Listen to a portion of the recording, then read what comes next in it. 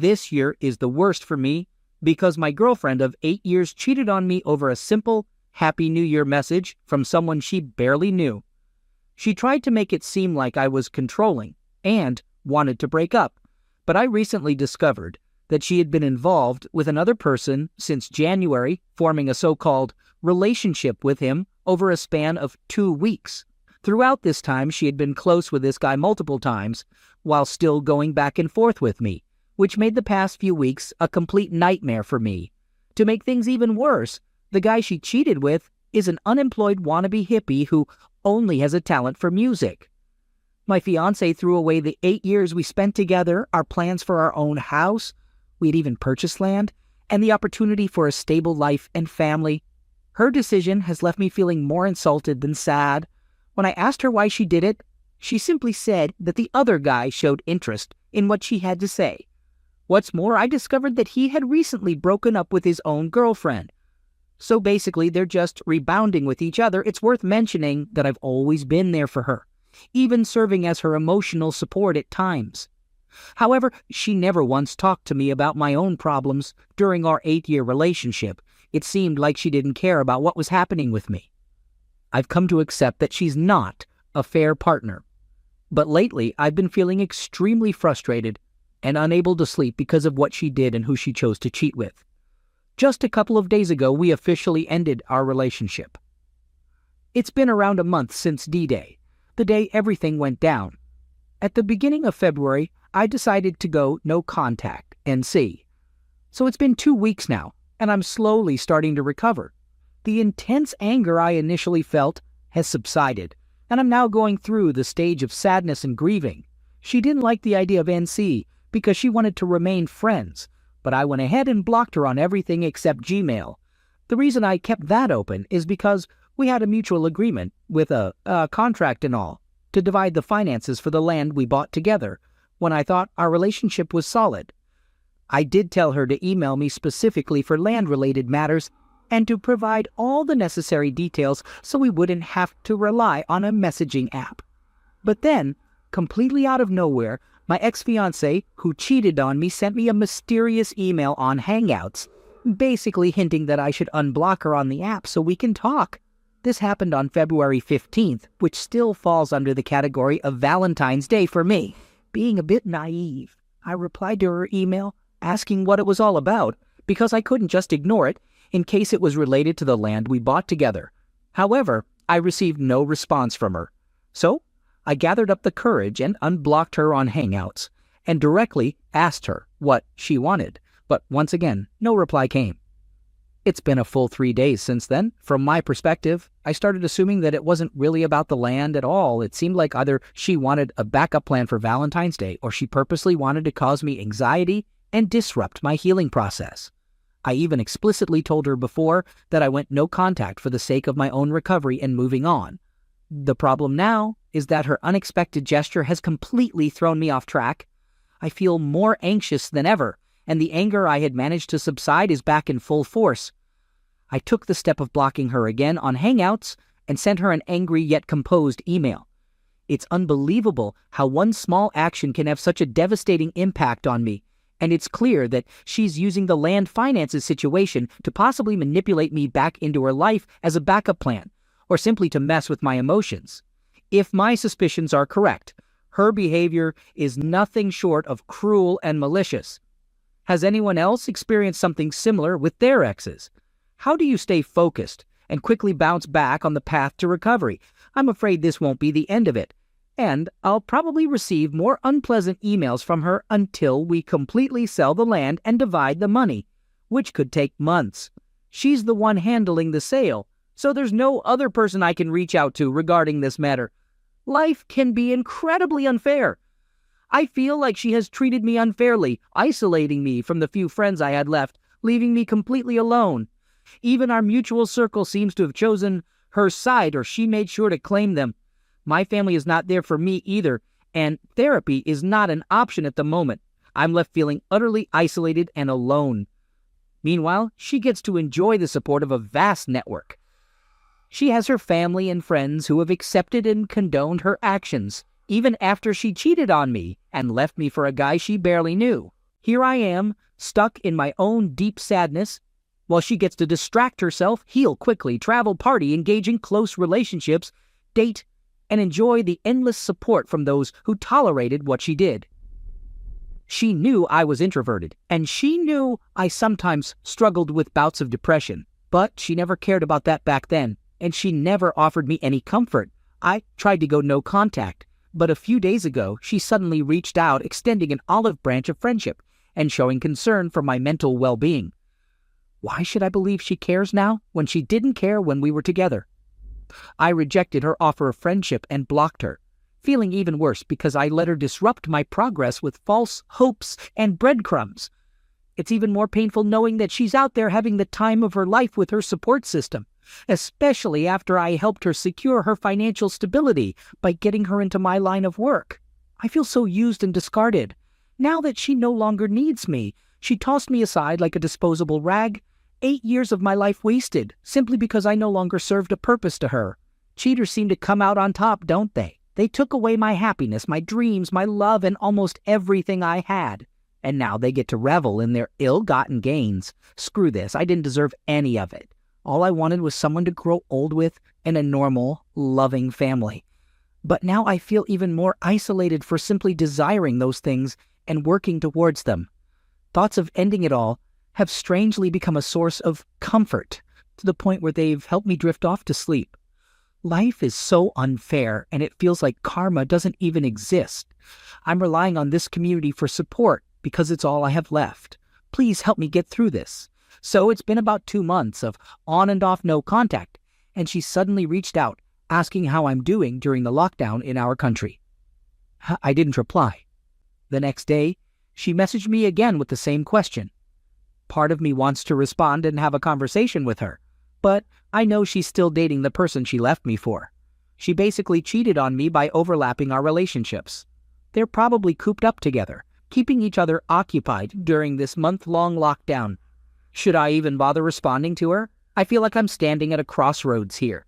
She's reached out to me before during the earlier stages of no contact, but under different and safer circumstances. She would breadcrumb me, asking about my well-being, and even suggesting getting back together while still with the other guy, only to change her mind the next day. I'm afraid that if I engage in conversation with her now, I'll just reset all the progress I've made in healing and fall for false hopes of reconciliation. She explicitly mentioned wanting to be friends, as if keeping me as a backup plan. I turned down that offer. Should I respond to show her that I still care, or would that just stroke her ego even more? The truth is, I'll be more messed up if my response doesn't lead to us getting back together, or if it leads to her giving me mixed signals. I really need some advice on how to move forward. So, about a week ago, I shared a post about my ex-fiancée who reached out to me during the lockdown. I didn't respond to her, and she contacted me again afterwards. I chose not to reply because she has a history of breadcrumbing me while I was practicing no contact. But here's the latest update. Today, she started reaching out to my relatives on Facebook. So far, she's added my cousin and has been chatting with them. This is because I blocked her on everything else and didn't respond to her email messages. Now, my cousin is asking me what they should say to her and whether or not to reply. I'm worried that if we don't handle this well, she might start messaging my friends or other family members asking about me. It's a bit amusing, to be honest. I can't help but wonder if her actions are driven by genuine concern, or if it's just the result of no contact finally getting to her, making her anxious now that I'm out of her life. And what the heck should I tell my cousin about how to respond to her? Since February, I've been going back and forth with her in terms of no contact. She even breadcrumbing me. And at one point, she asked to get back together over a phone call, only to change her mind the very next day. Mind you, she was already with the guy she replaced me with during all of this. Now, let's fast forward to yesterday. Despite ignoring her emails where she asked how I was doing during a lockdown in our region, she went ahead and called me on Hangouts. I didn't expect much and wasn't particularly interested, but I must admit, it felt good to have some power over her. So I decided to answer, and we had a conversation. However, I made sure not to show any emotion or interest in being friends with her, nor did I provide much information about myself. I kept my responses brief and to the point. She began the call by apologizing for the messy breakup, even though she had already said sorry multiple times before I even started the no contact. However, she conveniently avoided apologizing for the affair itself, probably trying to avoid facing the truth. I found it strange, so I simply replied with an okay, and told her that it didn't really matter to me because I was already moving on. I had a feeling she had ulterior motives when she asked if I was seeing someone else or if I was dating a mutual acquaintance we both knew. I chose not to answer and had to mute my microphone to hold back my laughter. Fortunately, she didn't press the issue much after I refused to respond. However, she still seemed eager and even asked about my goals and what I've been up to. So, in a casual manner, I told her that I've been learning to play the guitar, making new friends, and planning to get LASIK surgery so I can finally rock aviator shades. She got all excited when she found out that I can play the guitar now, probably because the guy she replaced me with was a struggling musician. I admit it was a petty move on my part, but it gave me a sense of satisfaction to imply that his one-trick pony skills weren't anything special. Then I asked her if her boyfriend knew that she was talking to me. Her response was a simple, "What boyfriend?" basically denying his existence, even though she had just posted an Instagram story of their date back in early March.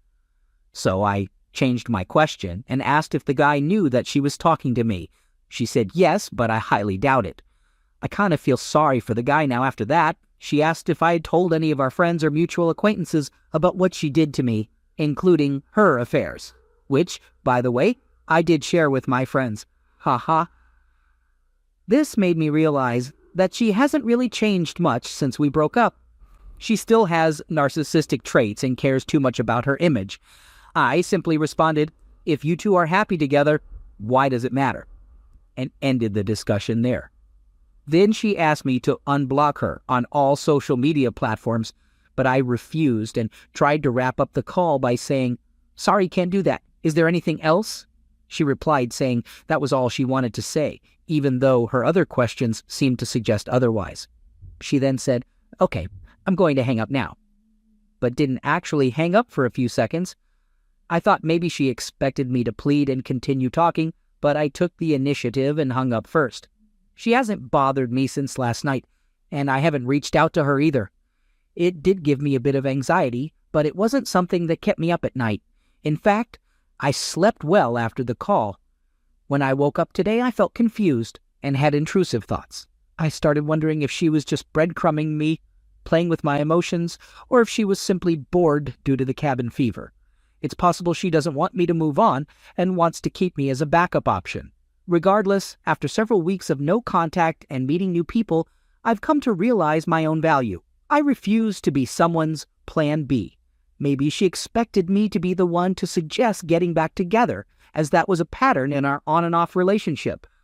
It's as if she wanted to have me in her life again, while still being with someone else, or even potentially cheating on them. Overall, I believe my response of maintaining a neutral and unemotional stance, the gray rock technique, has been pretty decent. What do you think? Just to give you some background, my ex who cheated on me still owes me $4,000, which is a significant amount in my country.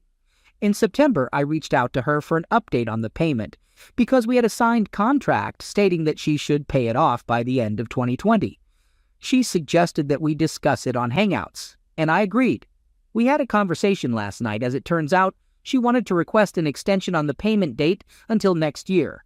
On top of that, she shared some details about her current life situation. Due to the impact of COVID, she lost her 2 high-paying freelance jobs and now works a regular 9-5 office job that pays just above minimum wage. To make matters worse, there is a severe outbreak in our country right now. She also informed me that she lost her condominium unit because she couldn't keep up with the mortgage payments.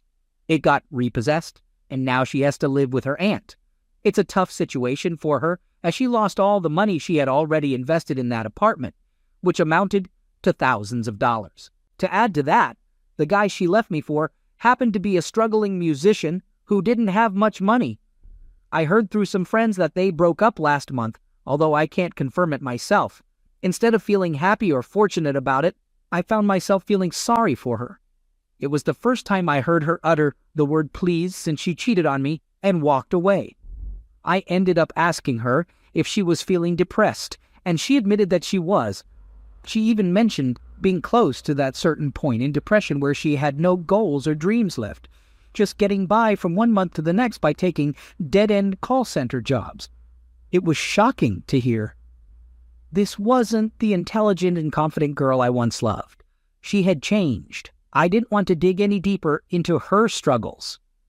My reaction to her situation was like that of a parent scolding their irresponsible child. I asked her what on earth happened to her and why she allowed it to happen. I even felt a bit offended by her job choice because I had influenced her to aim for high-paying freelance jobs and to never settle for less than she deserved in the job market when we were together. Hearing such a defeated tone from her was something I had never experienced before, so I tried my best to cheer her up. She has basically lost everything, and now she's surrounded by jobless relatives who are trying to take advantage of her meager income. The breadwinner culture in this country is insane. And here I am, losing sleep over something that I thought would bring me peace of mind. A few months ago, before COVID, I would have probably laughed at her for facing such karma, but now I'm genuinely worried about her. I even considered giving her some of my work to help her out. I was even considering granting her that extension she asked for, until I suddenly remembered her capacity for lying and all the pain she caused me. So I wasn't sure what to do, and I just told her that I needed some time to think about granting the extension. The trauma and trust issues from our past are still affecting me, I guess. On one hand, it seems like I have no choice but to consider the extension because it's unlikely she'll be able to pay on time anyway. On the other hand, I really don't want to take this to court and make things even worse for her. It feels like kicking someone when they're already down. I don't want to push her to the point of wanting to end things because I know how awful that feels, considering she did it to me before. I'm afraid she might not be able to handle it. Did I make the right decision by telling her I'll think about it? Or was I too harsh and unsympathetic? This situation is not what I had expected when I wished for karma to catch up with her. It's strange. Despite everything she did, I think I still care for her in some way, or at least for the person she used to be. Second story. On the morning of my brother's wedding, I heard a notification sound from her phone. I saw it was a message from a friend of hers that we had considered as a potential partner a couple of weeks ago. In a moment of desperation, I did something I had never done before. I snooped on her phone to see if she had mentioned anything about him. As I scrolled through their text messages, I came across one that completely shocked me. It said something like, "I'm not the type to just have a one-night stand and not talk about it."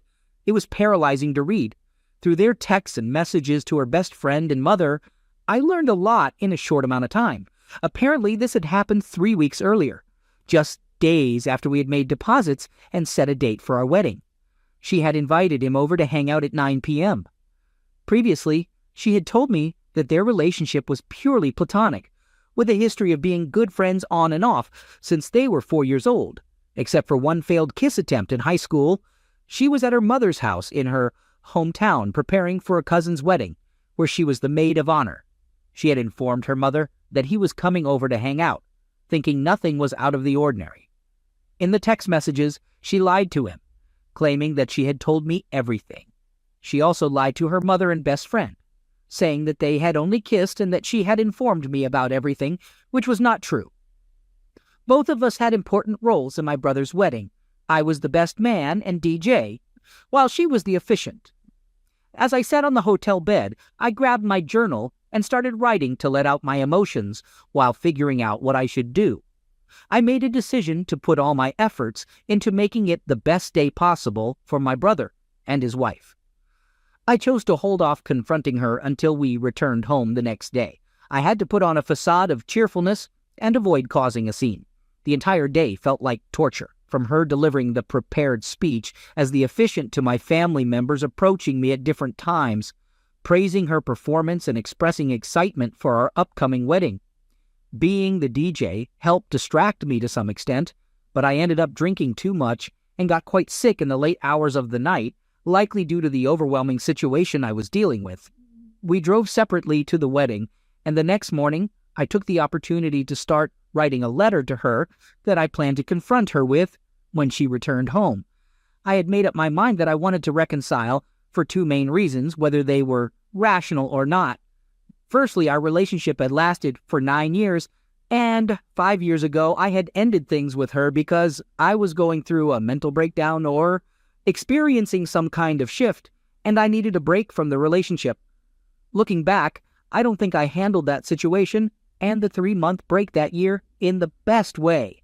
Somehow, I convinced myself that she deserved another chance, just like she had given me when I left her heartbroken during the previous break and breakup. I apologize if this sounds confusing. My mind has been quite overwhelmed for the past 4 months. In the letter, I made several demands. One of them was for her to apologize to her mom and best friend for lying to them. I also insisted that we find a couples therapist and start going as soon as possible. Another demand was that if the friend she slept with didn't confess the truth to his wife, I would confront her myself. I needed to know all the details of what happened, whether it was a one-time thing, and why she hadn't told me about it. As I prepared for the confrontation, I wasn't completely sure if I still wanted to continue the relationship. I had a couple of scenarios in mind. If she avoided the conversation, walked away, or refused to explain everything, I was ready to call it quits. However, if I sensed that she was sincere and willing to meet my demands, we would be on shaky ground for a while until we started couples therapy. When she arrived home, I wasted no time and immediately confronted her. I sat her down and had her read the letter I had written. As she started reading a few lines, she tried to change the subject by saying, "Can we talk about this?" I didn't back down and firmly replied, "If you still have any respect for me, read what I wrote first, and then we can talk." After she had read about a page, she burst into tears and couldn't stop crying. Her sobbing continued throughout all 6 pages of the letter. Once she had composed herself, I asked her direct questions and made specific demands. She admitted that it had only happened once. The other guy had been expressing his frustrations about his life, lack of closeness with his wife for over 6 months, 2 DUIs, and losing his job, and he made advances towards her, which she eventually reciprocated. They didn't use any protection. I also asked her about the idea of being with multiple guys, and she confessed that she had used it as a way to justify her cheating and alleviate her guilt. I know the logic behind it is quite something. The reason she gave for cheating didn't make much sense to me either. She claimed that the other guy was vulnerable and expressing how miserable his life was, and she felt sorry for him. But to me, it just sounded like he was complaining, and she felt pity. She admitted that she didn't tell me right away because I had previously made it clear that cheating was a definite deal breaker for me. She even mentioned talking to her therapist and preparing for the possibility of us breaking up. At first, I didn't plan on cutting off contact between her and the other guy. However, 2 weeks after our confrontation, he came clean to his wife and completely ended contact with my fiancé. His parents, who she had been friends with for a long time, also severed ties with her. On that day, I received a message on Facebook from his wife, informing me that my fiancé had cheated on me with her husband. We had a lengthy conversation about everything, and she decided to kick him out for an unspecified period of time and keep their 2 kids with her. It was somewhat comforting to talk to someone who was going through a similar situation, and we agreed to have no further contact between them. For the next 2 months after the confrontation, things seemed to improve. We were more open with each other, had better communication, became more close, and started couples therapy. Unfortunately, it didn't last. During one of our therapy sessions, she revealed that the idea of taking a break or separating had crossed her mind recently. She felt the need to understand why she had done what she did, and whether she truly wanted to marry me and envision a future together. A week later, she confronted me and expressed her desire to move forward with the break, saying she would find a relative to stay with. For a period of 2 weeks, she spoke with her relatives and eventually decided to stay with her sister. She's currently unemployed, which I think played a role in her needing some time to figure things out on her own. Another concern of mine is how she's become really obsessed with astrology lately, like it's consuming her thoughts or something. Despite feeling extremely frustrated with the situation, I granted her wish to have some space. During the past 3 weeks of this separation, My emotions have been all over the place. However, I think I've come to accept that I'll be okay even if she doesn't want to continue our relationship. During this time apart, I've reflected on everything that has happened, and I can't seem to move past the fact that the cheating occurred just days after we booked a wedding venue. I'm still hurting and trying to heal from all of this, and it's tough to accept that she's the one making the decisions about whether she wants to stay or not. Surprisingly, I haven't felt suspicious or distrusting of her cheating on me with him or anyone else. But maybe that's because I'm being naive and somehow not dealing with the major trust issues right now. Fortunately, I have received good support from a couple of relatives and close friends, and I've been seeing my own therapist for the past 3 months, so I do have a strong support system in place. Dealing with a cheating partner is something no one should have to go through, and it's definitely not something I was prepared for. I'm just doing my best to navigate through this situation. If things don't work out, I know I'll be okay in the end.